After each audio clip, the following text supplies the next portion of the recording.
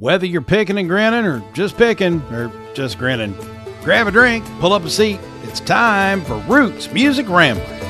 Turn it up.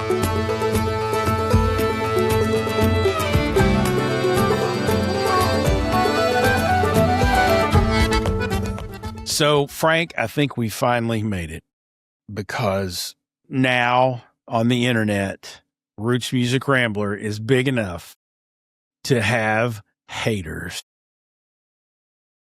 And I love it. I know you do. It's so awesome. And I got to share this with everybody. All right. We have, comments on various platforms on some of our full episodes, and then on some of our YouTube shorts and the reels and social media stuff that we post out there to share little bits and pieces of the podcast, hoping everybody will come back here and watch and listen to the whole thing. Well, I watch a couple of the comment threads. Frank sees more of the comments than I do, and she's more attentive to them, which is great because I'm usually editing shit.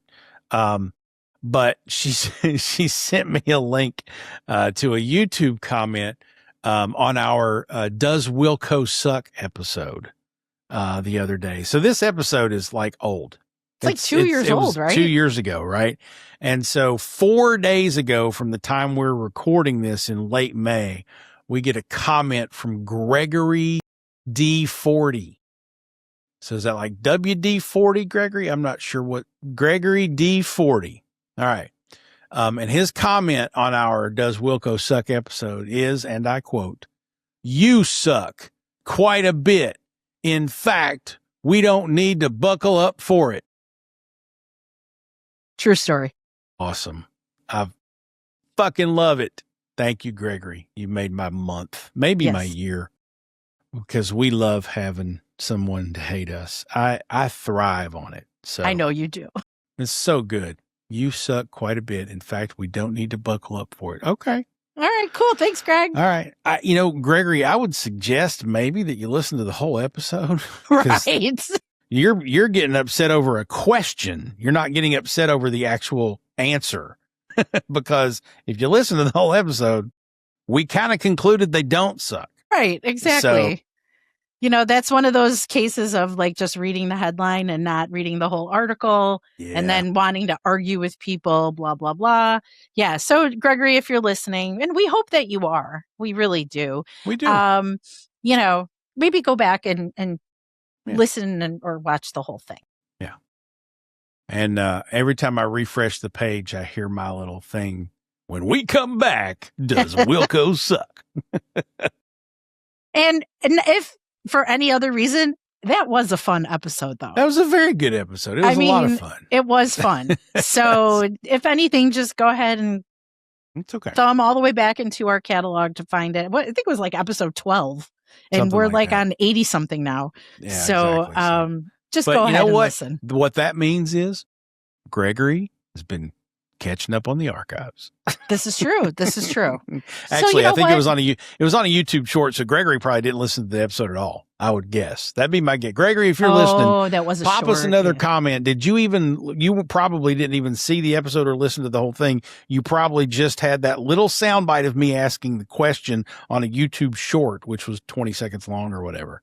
So I would be interested to know, Gregory, if you're out there, pop us another comment. Did you actually listen to anything, or was it just based on the YouTube short that you saw? It would be useful information for us and for you, I'm sure.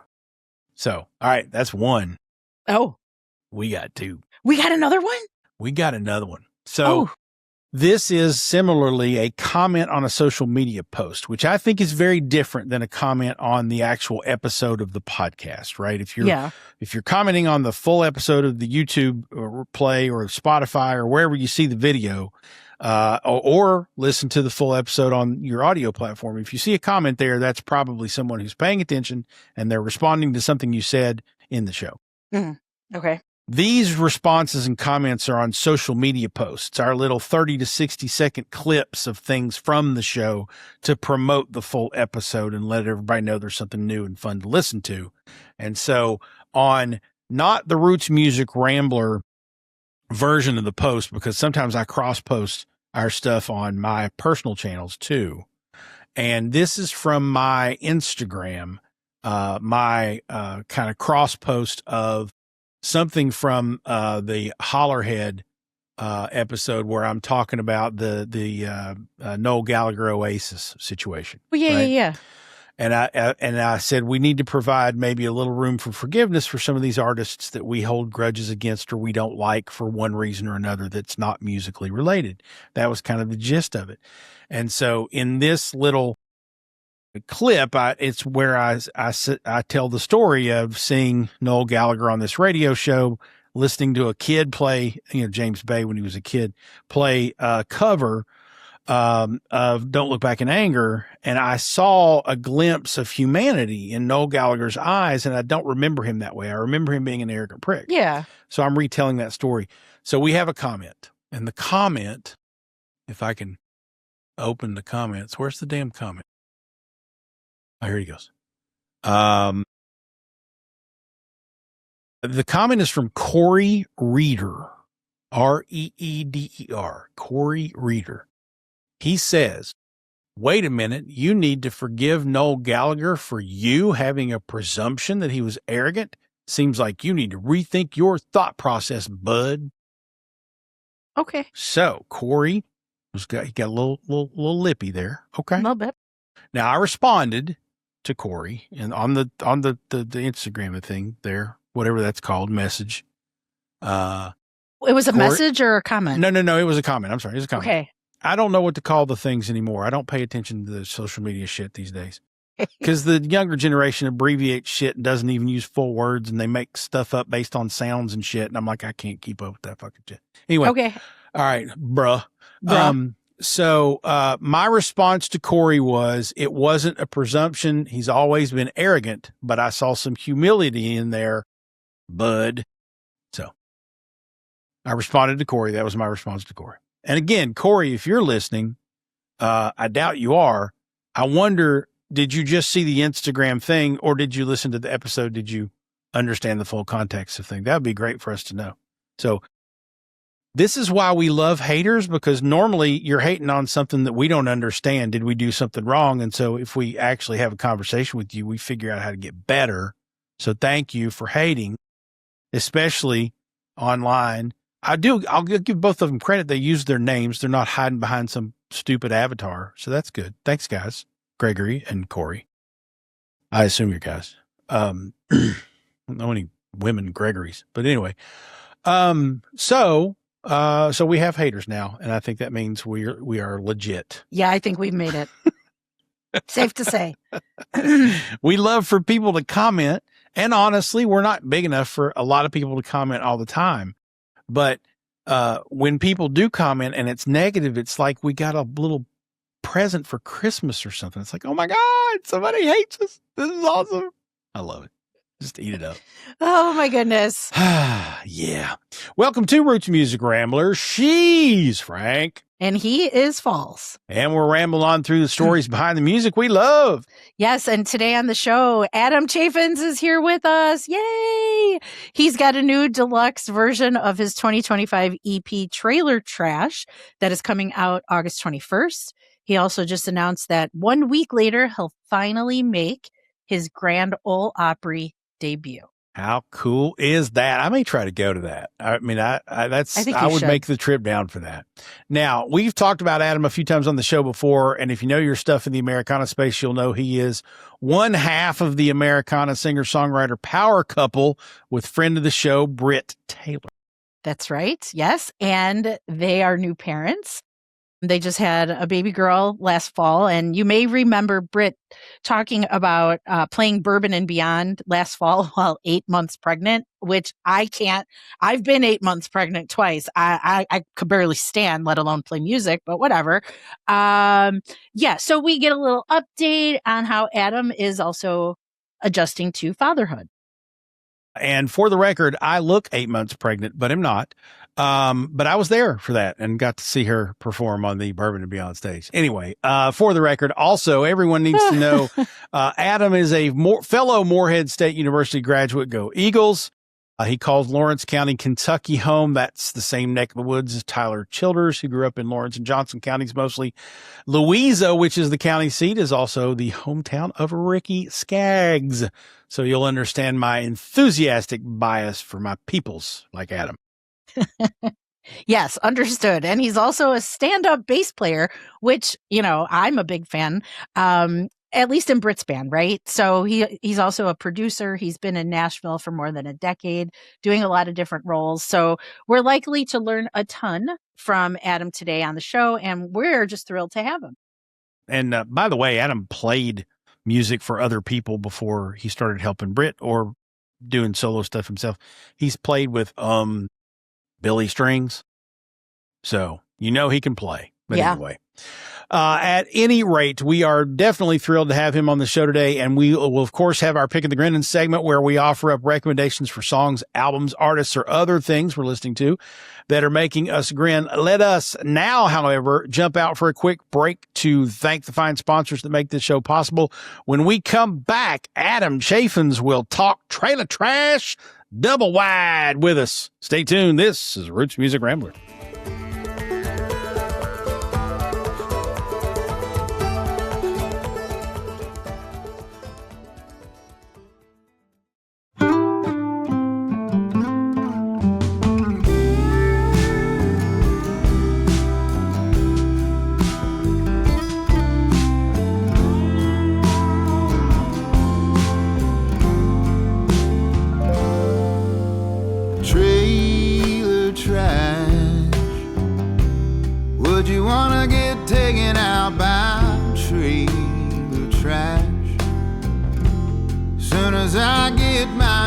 I'll have some cash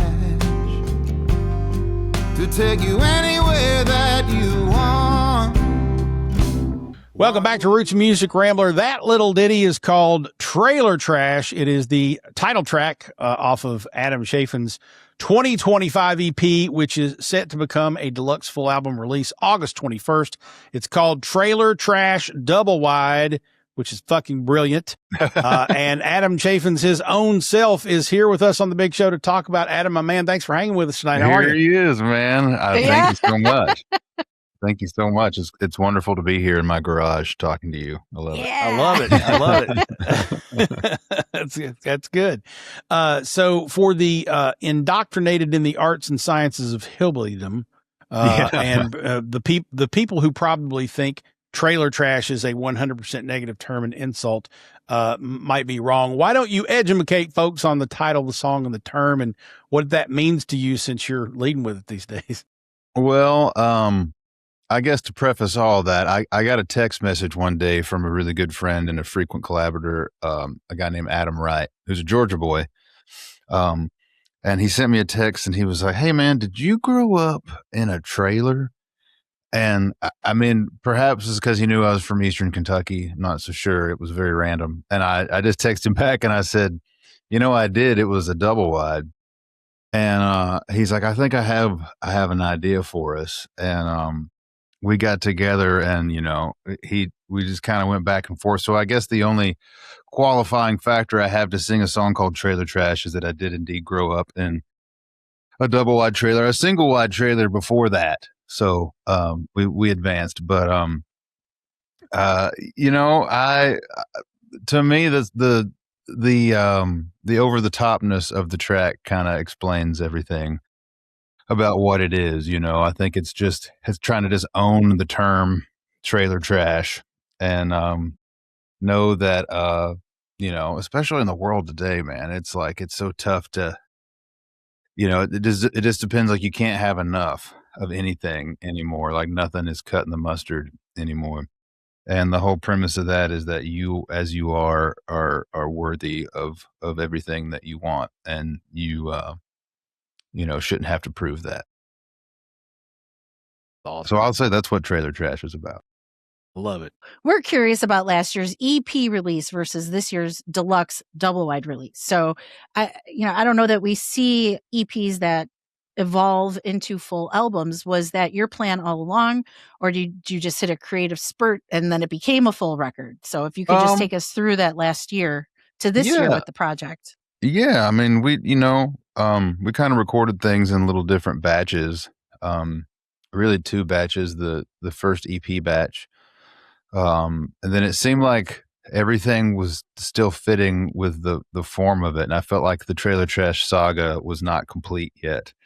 Um, and it's funny, the double wide version is clearly more than double because it's 9 more songs.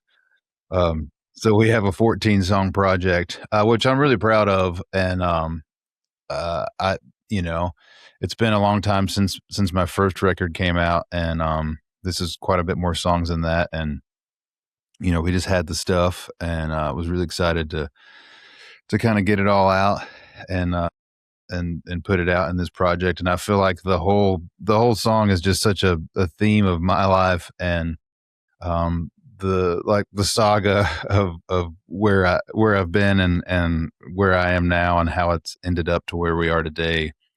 And I think the record, explains all of that. And it's a country record, but it's also a record for anyone who, loves the Great American Songbook like I do. And it's just about good songs and well, hopefully good songs. And it's about, presenting them in the way that, kind of,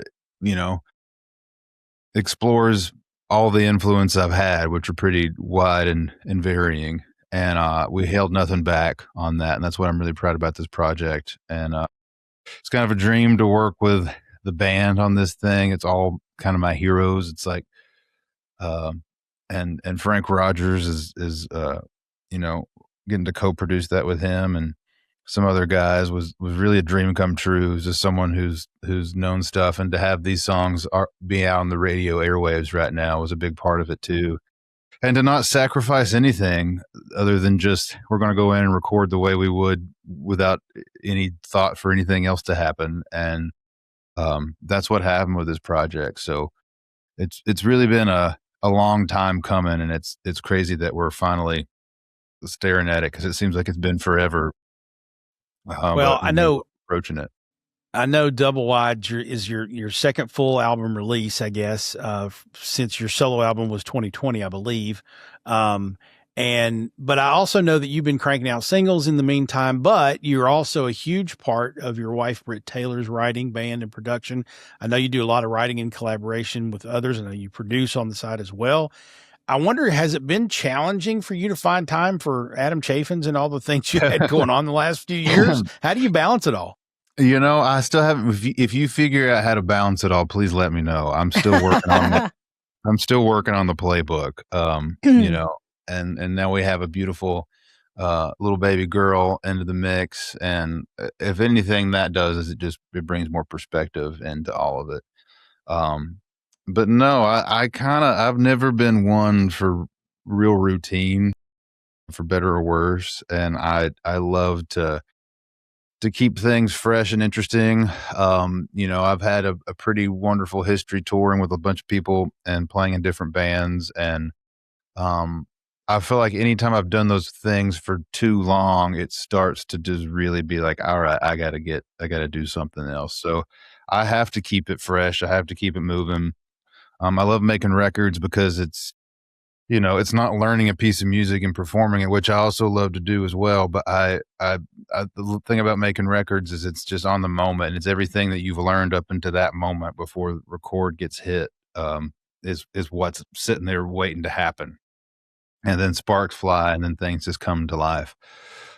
So it's such a big part of why I live in Nashville, Tennessee, pound for pound, the best music making city in the world. And that's why it's always been a dream to live here. And it's a dream come true to just be such a part of the community, the writing community, the recording community, and everything that is Nashville. It's so near and dear to my heart. So Jason brought it up, and we asked Brit a similar question when she was on the show before.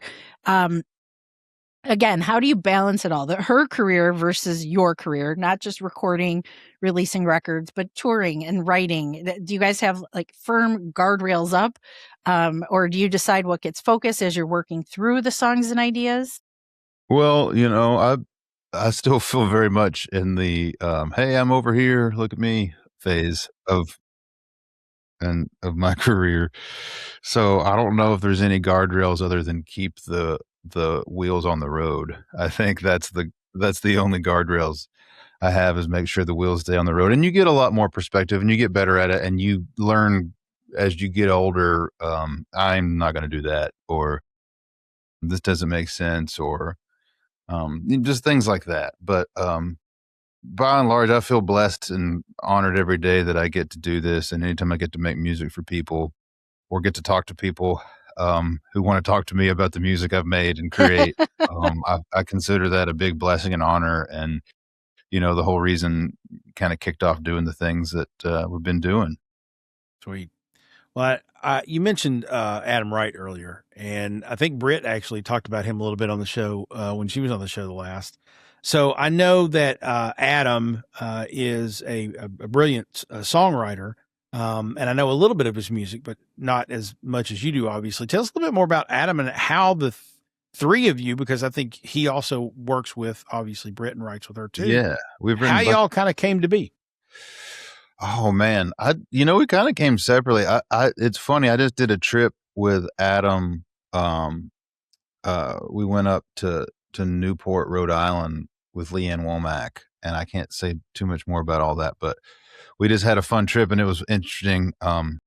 On that thing, I was like, man, we've known each other for a while, because his kids are getting older, and it's like I feel like I've known them since they were babies, and now we have a baby, and I've given his son bass lessons and stuff like that, and I've got to spend time with his family in Noonan, Georgia, and his whole family are just amazing people, and also a huge part of country music history.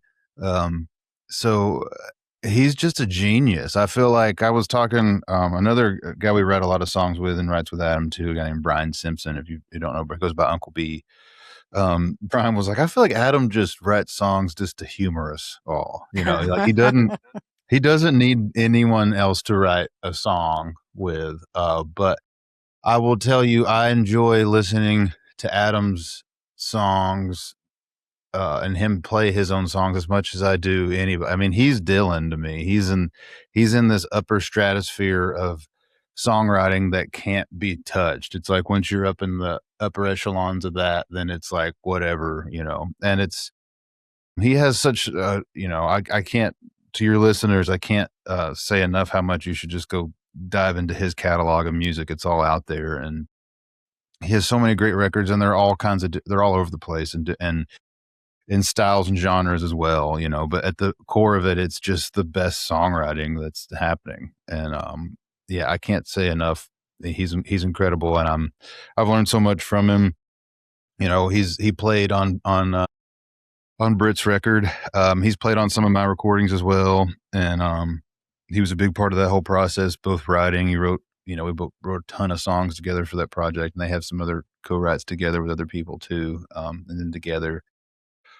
So he's just like, a day with Adam Wright is going to be a good day, no matter what you're doing.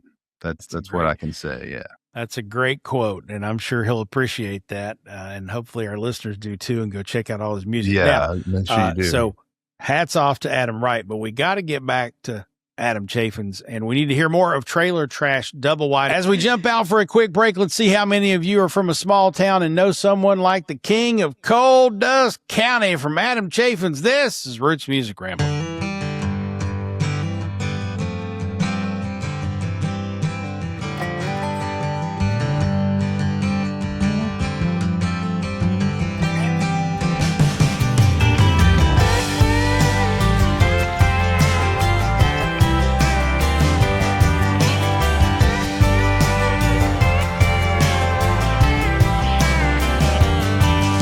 The king of Coal Dust County drives a silver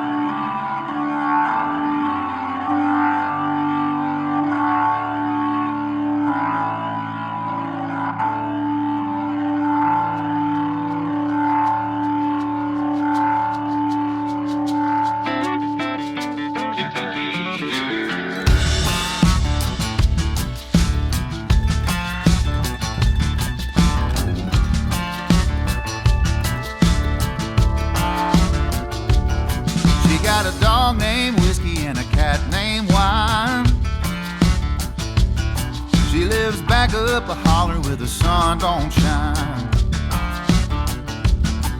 Yeah, I don't know much, but this I know. Yeah, we fit together like a fiddle and a bow.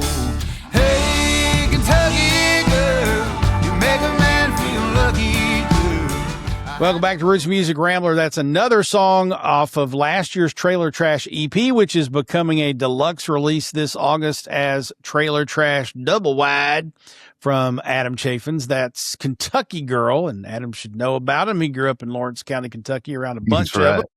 Married Brit Taylor, who is one of them, though she's from Knott County, down the road a little bit. And Adam is with us on the show to talk about all that and more. All right, Adam, we want to dig into that childhood and how music started for you in a minute. But first, I saw a picture you posted this week of you at probably 7 or 8 years old singing into a mic with a Grand Ole Opry banner around it in a Facebook post in which you let everyone in on a big moment for you. August 28th, 1 week after the Doublewide project drops, you're finally going to make your Grand Ole Opry debut. That's Congratulations, right, man. We're man. hitting the Opry. We're hitting the circle. Well, Isn't that great? Tell us how you found out and what that's like. It's a dream come true. And I think by the time this airs, we'll have a little post of it. But I was out in Vegas last week. I was out there on my birthday, actually, during the ACMs doing some stuff. And my whole team kind of got us together at the place we were staying. And, I thought we were just having a little birthday cocktail mixer, what have you. And then they just throw on me, hey, by the way, happy birthday, you're playing the Opry. And it was a setting I would have never imagined any of that to go down in a Las Vegas casino. But it was a beautiful moment, and it felt like a long time coming, but it's also it's weird when you just know. And I've been fortunate to play on the show a few different times with friends and different bands I've been in on different debuts, but never with my own music and own campaign of stuff, as it were.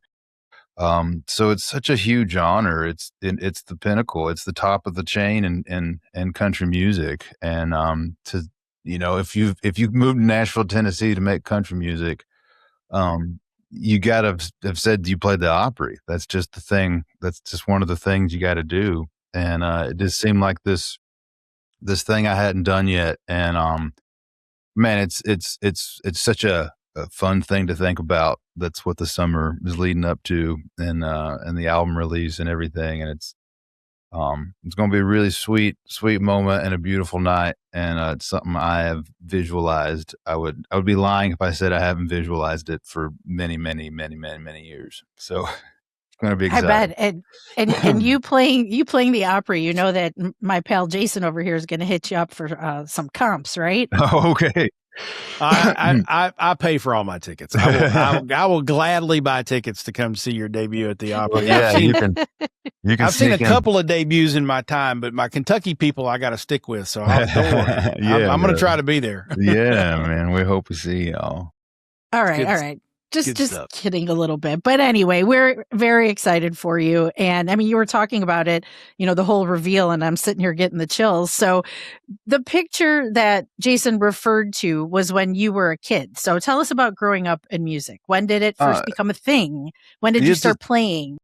This is as long as I can remember, honestly. It's like music is the common thread to my whole life. Like without it, I have no idea what I would stand upon. It seems it's everything. It's been even through school and into college, and it was a part of it's like how I've been able to see the world because of music, and I always wanted to see the world playing music. So they've both kind of gone hand in hand, and I grew up on US 23 in the 90s when country music was just popping. And my dad used to set up at flea markets and stuff, and I'd go buy cassette tapes, and I would just cram them all night long, and Ricky and Keith Whitley and Brooks and Dunn and Alan Jackson and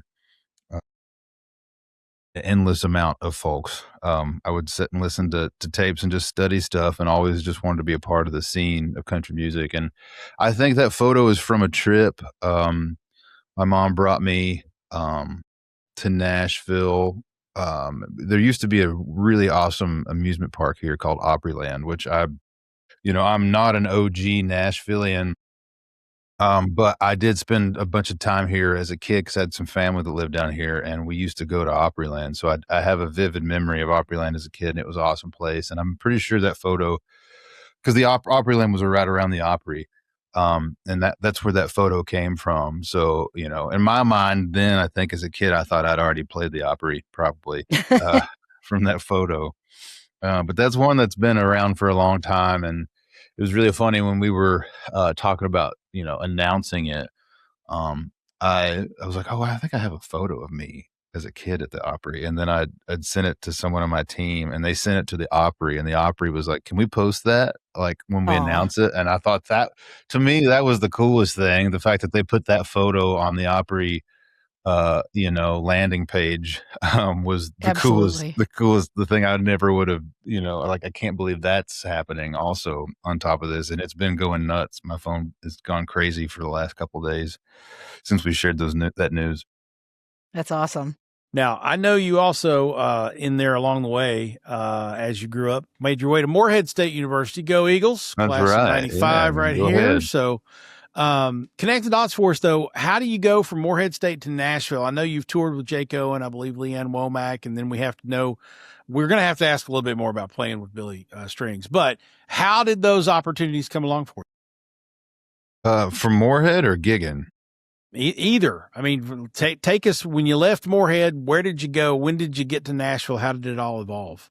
Well, I mean, after Morehead, I came down here, and I guess I had, I always wanted to move here. There were some other places I considered going for graduate school, but Nashville ended up being the spot, and I was just so burnt on school instantly. I hated the idea of going to class anymore, and I was gigging a lot. Like, I was hanging out with tons of folks who were doing it, and getting booked on tours and stuff like that. So and honestly, when I first moved to town, I was just really immersed in bluegrass music, and I kind of started with a couple different bands, and joined a band called Deadly Gentlemen that was based out of Boston, Massachusetts. So I spent a bunch of time in Boston and hanging around Back Bay at Berklee College of Music, and really just cutting my teeth on. I feel like I was still learning how to pick and play, and I wasn't as, the Nashville scene also in that time was a lot different than it is now. And I had some success as a writer in the little after 2010, 2012 or something. I'd kind of won some songwriting awards. But it even seemed then, to say I have like a day job, as it were, writing songs, it seemed such a far away thing at that point. Like, it seemed like picking and playing on the road was a place I needed to be more than kind of a part of the Nashville music row scene. Like I was here almost a decade before I really got involved into that element of Nashville. And that, I don't know why, because it happened pretty fast. As soon as I just met some folks, they were like, yeah, come, let's do all this stuff. And I was like, well, that was a lot easier than I thought it was going to be. But yeah, I've been fortunate on the way to play with like some of my heroes, and to play with some of the top people out doing it. And I've got to learn lessons from hanging out with their camps and being on stages with them. And I feel like I've had a really different and thorough perspective of the music industry, and especially touring and playing shows. It's like there's a lot of people who have incredible careers just playing their set, just playing their show, and they've only ever done their show. And I can say that I've done countless amounts of shows, and played with countless amounts of different artists, either in the studio or on touring. And it's been a great experience all around. I feel like more than I've been a writer or a player or whatever, I've just been committed to the journey. especially doing it as long as I've been doing it, it's like you can't really focus on the end destination. I've learned to stay away from that mentality because there is no, if you just think it's all going to end up in this one spot, you're probably going to be now what, And I've never had to say now what. It's always been like, oh, we're going to do this now. Or we're going to go do this now. So I've tried to always keep it fresh and keep it fun and interesting. And I probably have a hard time saying no to some stuff, but which gets back into the whole, how do you do all this? But right. like I love to keep it fun and fresh and interesting. And if there's anything I can say, I've been able to do that in my time in Nashville. Well, one person you didn't say no to was Billy Strings, right? Jason. I've known Billy a while. That. Yeah. Billy and I kind of grew up, or kind of came up in the same, I was playing with a band called Town Mountain, and Billy and I, we were playing festivals all the time, and I, Royal Massat, who's played bass with him forever. Royal and I used to switch gigs back and forth. If we couldn't do something, hit each other up like, hey, can you cover me for this, that, and the other? And I was fortunate to get to go out and play with Billy. And, really, I think one of the hadn't known Billy and seen him play, and watch him grow and see how captivating he was. It's like Billy could have played any style of music and would still be as equally popular. He just has this thing about him, and he also connects with people on a whole nother level that's just really inspiring to watch. And I remember doing some shows with him and having known him for a while, and all of us being a part of this struggle and hustle to get people to give a shit. And you go through time forever, and I'm just being so good. And then I remember doing a show with him on the road, and the energy and it was a sold out show, and it was just, I felt like we were about to get mobbed. I thought they were going to rush the stage and take over. The energy was so intense. And I remember in that moment being like, oh, Billy's a star. Like, this is, we're gone. And, no end in sight for that feller. So we talked too about other genres. Is it more difficult to play bass for bluegrass versus other genres? I mean, watching even Billy playing, right? Just how quickly his fingers are moving, and it just like, I feel like I'm going to pass out just watching it. So as someone who plays the music, is it more difficult to play the upright bass, let's say, for bluegrass versus other genres? No. Okay. Yeah, I don't know. I would say no. Okay. I think it's all different, I don't know. I try to just look at it like you're just playing. Okay. Maybe I should analyze that some more. No, I don't. I would think bluegrass is just the speed of it. Right. That's how fast you're playing a lot of times is probably more challenging, maybe not difficult, but taxing or something. I did a lot of like classical bass stuff in college, and that's way harder. I'll just be completely honest. Okay. If you see someone with a bow playing an upright bass, that's way harder than picking 1 and 5 on a thing. But I don't know. Everything has its place, and you make the art what it is. And I think it's not necessarily about how hard it is, but like how earnest it sounds. I think I tried, to just be like honest about what I'm doing and not make it a spectacle so much as like art and something that feels that way. But no, I feel like it's all equally as hard. That's what I should say. It's all hard. Okay. Yeah. Everything is equally as hard. I'll say that. Fair. Right. Speaking about things that are hard, how's fatherhood treating you? A little harder than bluegrass, that is for sure.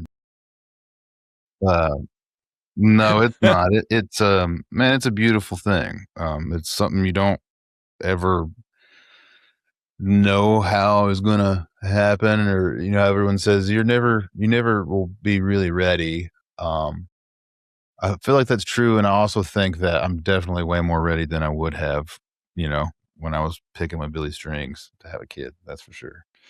But no, it's a wonderful experience. And like I said, it adds a lot more perspective, and it's like kind of gives you more like purpose for all of it, and it's less about you. And I think a lot of this doing this stuff is separating yourself from the music itself, because what I really care about is the songs that you're spinning on your show more than I do talking about myself and my imagery. I care more about the music, so having a child, I think, puts that into more perspective of like, all right, the goal is just to be the best person to witness to this being that you created, that is going to go into the world and hopefully be a beacon of light and positivity for the rest of humanity. And how fortunate am I and my wife, how fortunate are we to like say we get to make music for a life. And it is, she's had some incredible experiences. It's like, when I started out in music as a kid, it was like you had to really, really dig and to find someone. No one, neither of mine and Britt's families played music, so we had to like go like source it elsewhere. It was like something from in here, and church and things like that were a great way to like find people who play music. But she has had, it's like she's either going to be take to it very easily or just be very unamused, because she gets to like, she gets to hear Adam Wright, make up music and sing songs in our living room. And Britt the other day was riding with Meg McCree and Kaylee Hammock, and like the three of them sing to like her in 3-part harmony. It's like the most gorgeous, angelic sound. It's like, most kids don't get that experience. No. That early on. She's getting exposed to just world-class art. And I'm really, if there's anything that our journey has done, is that we get to expose her to that stuff so quick. Like we didn't have that. I didn't get exposed to that until I was in my late teens, 20s, and here she is, not even a year old, and getting to hear some of the best singers and pickers in the world on the regular. No kidding. Yeah. Awesome. What a lucky little girl. And yeah, we have to say, it seems like you are living a very charmed life. You talk about Britt, amazing wife, successful artist. You played a big part in that as well. You've been successful yourself. You've got this new album coming up at the end of August. So you're climbing a bit higher on your own career path. So what more can a guy ask for? Oh,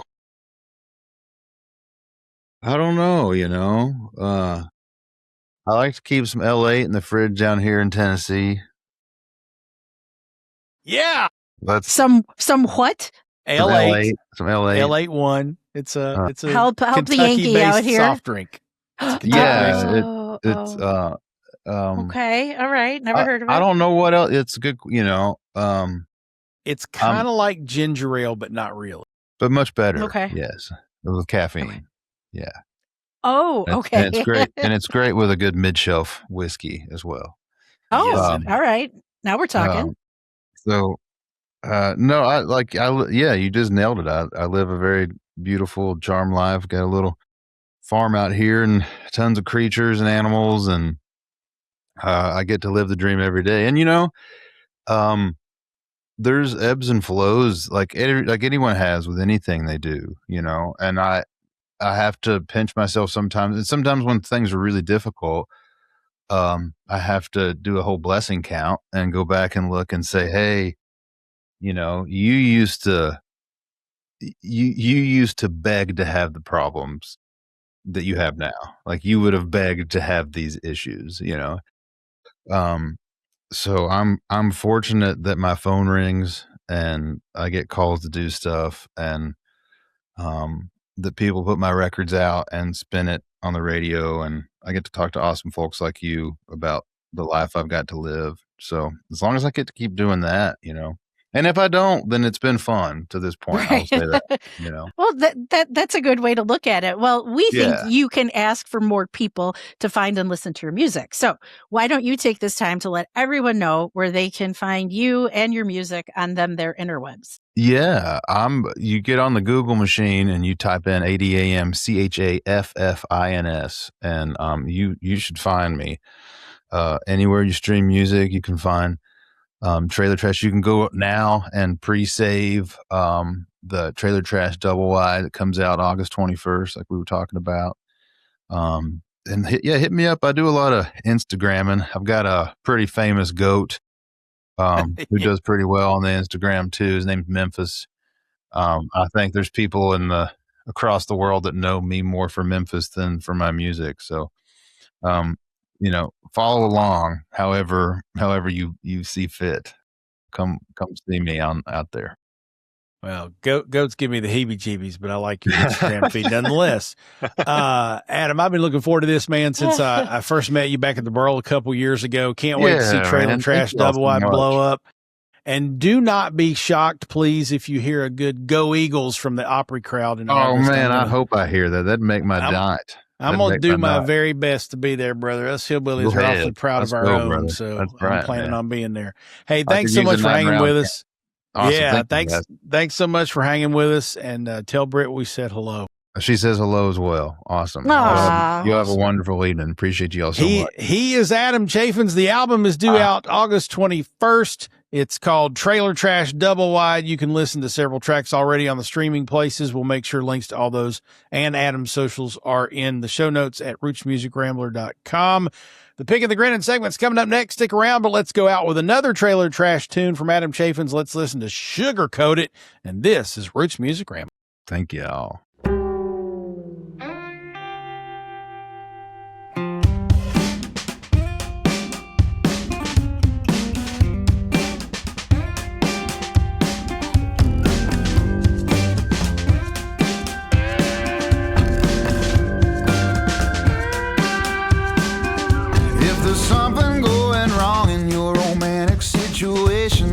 Find yourself having to have honest conversations. Just know nobody wants to hear the truth, even if they know it's sugar-coated.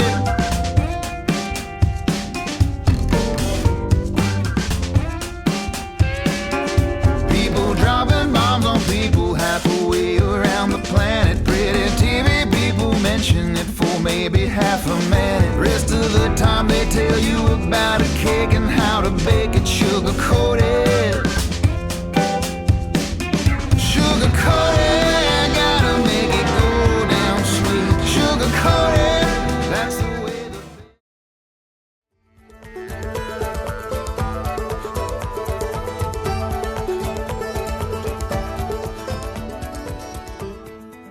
Welcome back to Roots Music Rambler. We got Adam Chaffins on the board. So we've got husband and wife Adam and Brit Taylor. And then we've got Ben Chapman. We just need Meg McCree to complete the four they did a song together. Yes, so and that's a good one. Meg, are you listening? Meg, are you there? I know you have my emails. I know they've gone through. We would love to have you on the show. Ben can vouch for us. We're cool people. And we'll even work around the baby's sleep schedule. Absolutely. Anyway. Absolutely. Yes. So that was great. But yeah, I'm just super tickled that he was here, and I've always loved his work and this Doublewide project. The stuff I've heard from it so far, this is good. This is really good shit. So awesome, Adam Chaffins. All those links are in the show notes that you need to go find him and all that good stuff. All right, it's time for the Pick and the Grinning segment. This is where Frank and I have some picks of things, people, sounds, whatever that are making us grin. It's our way of recommending. That's what I was trying to say. Recommending new music to you. All right, Frank, who's your pick in the grinning this week? My pick is a band from the good old South Side of Chicago. A bunch of, young dudes. They're younger than I am, but they're adults. They're not like teenagers. And one of the dudes in the band happens to be my immediate supervisor's son. So I'm not doing this to, earn points or whatever. Cause I think I'm pretty solid. But anyway, I'm doing it because I really like this band. I like the music, and it is not the type of music we normally talk about on this show. So they're classified as like an alternative rock band, and a lot of 90s sound to it, which is probably why I like it so much. And the band that I am talking about is called the Dead Bolts. Nice. The Dead Bolts. And yes, they're from the south side of Chicago. And their songs, I mean, really musically sound. And what I get from them, like if I had to compare the Deadbolts to anyone that we would know, they remind me very much of early Kings of Leon. The vocals especially, and then like the really heavy bass.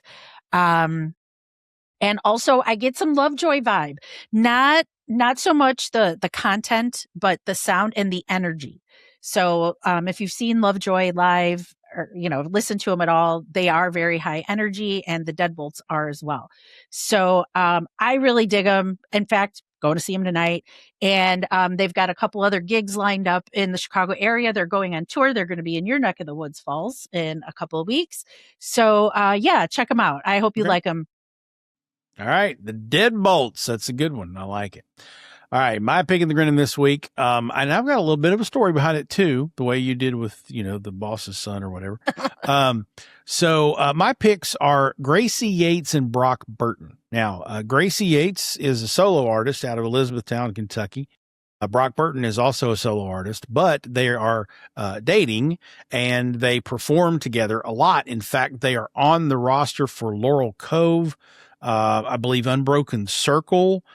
So they're performing as a duet act as well. And so they've got music out there on Spotify. Neither one of them have albums yet. They're very early on in their career. But I happened to have met them at an event not long ago and have connected with them and started listening to their stuff. And I really like what I hear. I'm really excited to see them live, because I'll be at least Unbroken Circle, if not somewhere along the way where they are performing. And so I would love for people to go check them out. Again, they don't have a whole lot of material out there, but what they have is really good. And I like them both. I think they're both great, both individually and together. Now, the backstory is because I follow Gracie on social media channels, her mother is also on the social media channels, and she's also Gracie's manager and kind of PR person. So she's helping run Gracie's career. So along the way, we got connected on Facebook and maybe Instagram too. So this artist, Gracie Yates, her mom follows me, and we connected, her friended on Facebook. So I had a very negative experience with a repair work on Katie's car, my daughter Katie's car, a couple of weeks ago. And I'm not going to say the name of the dealer because it rhymes with Oxmoor Ford in Louisville, Kentucky. And basically they had me come in and repair her air conditioner system 3 times. And between times 2 and 3, I said, if I'm bringing this back in, are you guaranteeing your work? Are you going to fix this thing? Because this will be the 3rd visit. And they said, yes, as long as there's not a different problem, you won't be paying for this. I have that in writing. So of course it was, they came up with, the question of, oh, has this car ever been in a collision? Like, no, I bought the car from you. I'm the only person that drove it until 6 months ago, and my daughter's driven it since. It's not been in a collision. So they used the excuse of, oh, it's been in a collision and it damaged the compressor. Must have been from the collision. And I kept saying, there was no collision. I don't know what you're using that word for. There's no collision. At any rate. So I think these guys ripped me off because they made me pay the 3rd time. And I have not contested it yet, but I might. I'm sure being on a podcast, my lawyer will say, well, you screwed this up. But anyway, I'm telling you. So anyway, I post this video on somewhere where Gracie's mom follows me, and she tags her husband in it. Okay. And her husband happens to be a collision mechanic in Elizabethtown, Kentucky, and deals with this type of stuff all the time. And he sent me his number, and I called him. We talked. So I talked to Gracie Yates' dad about my repair problems that I had with my dealer here in Louisville, Kentucky. And he gave me a lot of great pointers on I think this is what happens in that situation, and this might have happened. And so I had a little bit more arsenal to go back and make an argument for take some money off and all that kind of stuff. Mm-hmm. So I'm not recommending Gracie or Brock, her boyfriend, for that reason, but kind of an interesting little connection there on the social media. Yeah, for sure. Gracie's mom, who's also her manager. So, and I didn't even tell you the cool part, which I'm not going to go into deeply. Karen, my girlfriend, and her brother went to school with Gracie's mom and dad. So it's Kentucky. Yeah. Well, mm-hmm. There you go. All right. We got to get out of here. So you got some good recommendations. Hey, folks, that's all we got time for this week. We're super glad and thankful that Adam Chaffins was here with us. Roots Music Rambler is a production of Falls and Partners, copyright 2026. Our theme music is Sheepskin and Beeswax by Gentacorum. Join us online at rootsmusicrambler.com and make sure you mash that subscribe or follow button so you remember to join us for the next Hold Down and Throwdown. She's Frank. And he's Falls. And whatever you do, kids, ramble out.